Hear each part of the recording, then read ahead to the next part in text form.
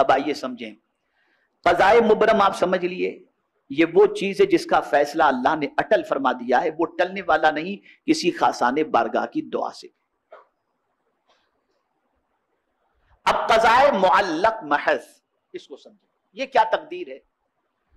تو انسان سے گناہ ہوئے، تو انسان کے لیے، مومن سے گناہ ہوئے، اللہ عز و جل نے کوئی نہ کوئی بہانہ رکھ دیا، تم نماز پڑھو گے تمہارے یہ گناہ معاف ہو جائیں گے، تم روزے رکھو گے تمہارے یہ گناہ معاف ہو جائیں گے، تم حج کرو گے تمہارے یہ گناہ معاف ہو جائیں گے، تم زکوٰۃ دو گے تمہارے یہ گناہ معاف ہو جائیں گے، یہاں تک کہ قبر میں تم پہنچو گے، عذاب کا فرشتہ دائیں جانب سے آئے گا تو دائیں جانب کی نیکیاں کام آ جائیں گی، بائیں جانب سے آئے گا تو بائیں جانب کی نیکیاں کام آئیں گی، پیر کی طرف سے آئے گا تو پیر۔ تو یہ کیا ہے؟ کسی سبب سے اللہ عز و جل نے تمہاری بخشش کا انتظام کر رکھا ہے، لکھا ہوا ہے، لیکن پروردگار نے تمہارے لیے ایک ذریعہ بھی رکھا ہے کہ ان ذریعوں کے وجہ سے، اور یہ ذریعہ فرشتوں کو معلوم، یہ ذریعہ فرشتوں کو معلوم ہے کہ پروردگار اس عمل سے اس بندے کے اس گناہ کو معاف فرمائے گا۔ تو یہ ایک قضائے جو ہے وہ محض جو ہے، یہ قضاء، یہ ایک تقدیر ہے۔ اب تیسری قسم آپ سمجھیں، قضاء شبیہ بمبرم، مبرم تو نہیں ہے لیکن شبیہ بمبرم، اللہ نے لکھا نہیں ہے، اللہ نے لکھا نہیں ہے، لیکن اس کے علم میں یہ بات ہے کہ میرا بندہ یہ کرے گا نا، فرشتوں کو بھی نہیں معلوم اس قضاء کے بارے میں، فرشتوں کو بھی نہیں معلوم، اور اللہ نے لکھا بھی نہیں ہے، لیکن میرے پیارے آقا صلی اللہ تعالی علیہ وسلم کے پیارے دیوانوں، اللہ کے علم میں ہے یہ بات کہ میرا بندہ یہ کرے گا نا تو اس کی زندگی بڑھا دوں گا، اس کی روزی بڑھا دوں گا۔ تو اب بندہ، یہ جو حدیث شریف میں ہے نا، رشتہ داروں سے اچھا سلوک کرو، اللہ تمہاری عمر میں اور مال میں برکت عطا فرمائے گا، تو یہ میرا مولا جانتا ہے کہ میرا بندہ یہ کرے گا تو میں اسے یہ عطا کر دوں گا۔ اب یہاں جو غلطی سب سے بڑی ہوتی ہے وہ یہ ہے کہ آدمی تقدیر کا بہانہ بنا کر سب کرنے سے رک جاتا ہے، یہ نہیں ہونا چاہیے۔ اور ایسی دلیل میں آپ کے سامنے لاؤں گا کہ انشاءاللہ العظیم اس دلیل کو سننے کے بعد آپ کا ایمان بھی پختہ ہوگا اور آپ تقدیر کا بہانہ بنانا بھی چھوڑ دیں گے۔ بہت سارے اوراد و وظائف اور اعمال ایسے بتائے گئے جو مختلف پرابلم کے سولوشن ہیں۔ مثال کے طور پر ایک صحابی گرفتار ہوئے، رسول رحمت صلی اللہ تعالی علیہ وسلم کی بارگاہ کے اندر ان کے والد پہنچے اور کہا، یا رسول اللہ صلی اللہ تعالی علیہ وسلم، میرا بیٹا گرفتار ہے اور اس کی ماں اس کی جدائی کے اندر بہت رو رہی ہے، یا رسول اللہ صلی اللہ تعالی علیہ وسلم اس کے سلسلے میں کرم کی نظر فرمائیں اور کچھ بتائیں کہ کیا کرنا چاہیے۔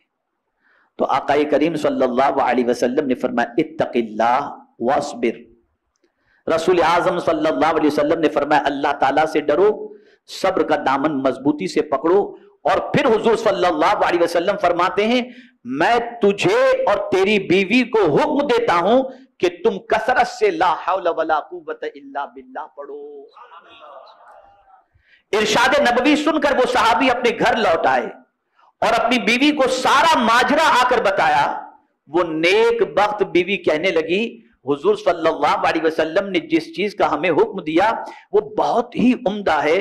پھر ان دونوں میاں بیوی نے بکثرت ورد شروع کر دیا، چنانچہ اس کی برکت سے دشمن ان کے بیٹے کی طرف سے غافل ہو گئے اور وہ ان کی غفلت سے فائدہ اٹھا کر وہاں سے نکل گئے اور اللہ نے رہائی عطا فرمائی۔ سبب تھا لا حول ولا قوت الا باللہ، اور یہ بہت بڑا عمل ہے۔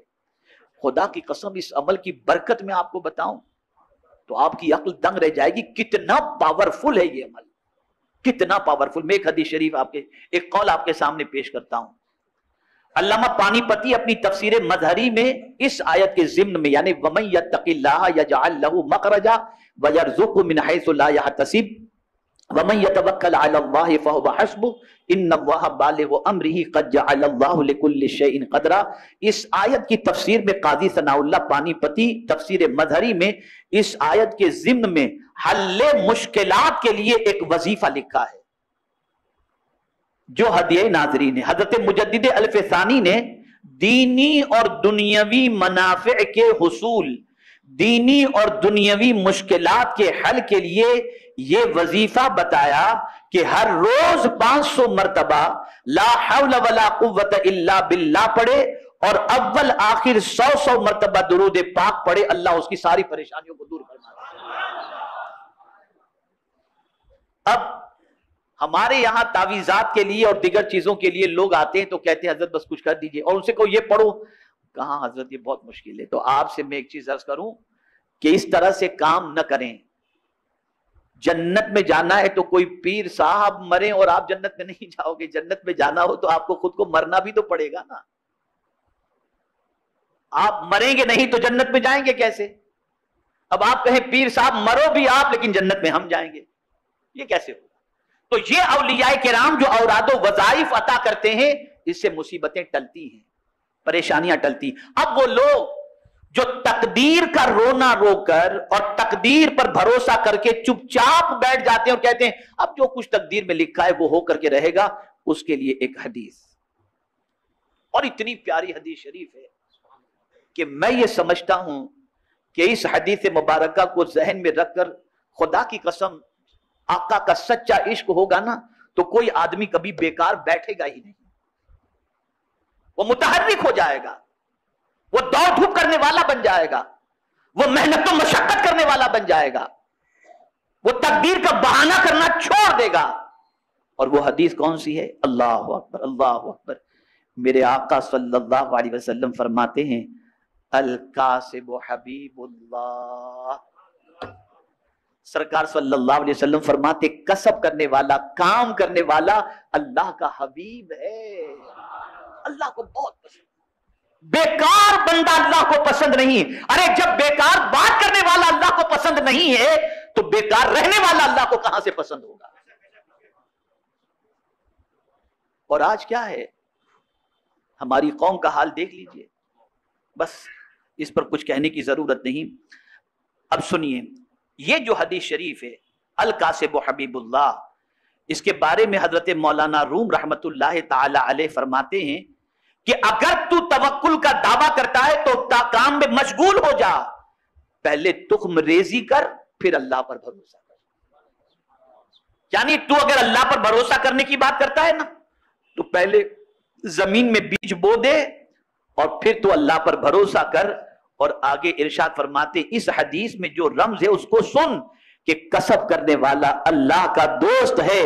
توکل کی وجہ سے اور تقدیر پر بھروسہ کرنے کی وجہ سے انسان کو کبھی بھی کام میں سستی نہیں کرنا چاہیے، اسے کام کرنا چاہیے۔